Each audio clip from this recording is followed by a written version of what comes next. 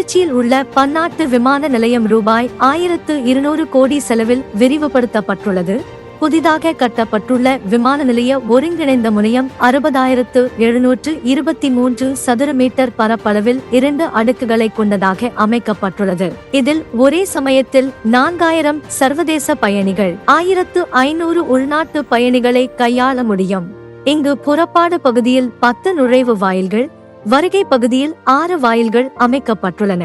40 குடியேற்ற பிரிவு மையங்கள், 48 செகின் மையங்கள், 3 சுங்கப்பிரிவு மையங்கள், 15 இடங்களில் எக்ஸ்ரே சோதனை மையங்கள், 10 இடங்களில் ஏரோ பிரிட்ஜ், 3 இடங்களில் வேபி காத்திருப்பு அறைகள், 26 இடங்களில் லிப்ட் மற்றும் எஸ்கலேட்டர், 1000 கார்களை நிறுத்தும் வசதிகள் ஏற்படுத்தப்பட்டுள்ளன.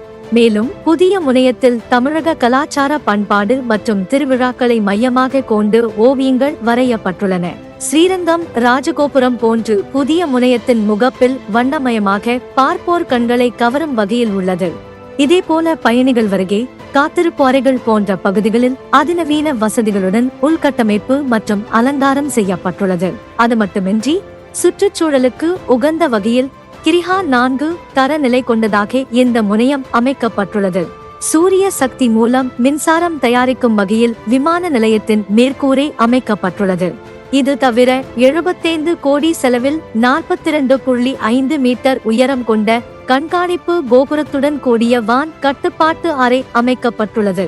இவையெல்லாம் பார்க்கும்போது வெளிநாட்டு விமான நிலையங்களைப் போல திருச்சி விமான நிலையம் பிரம்மாண்டமாக இருக்கிறது.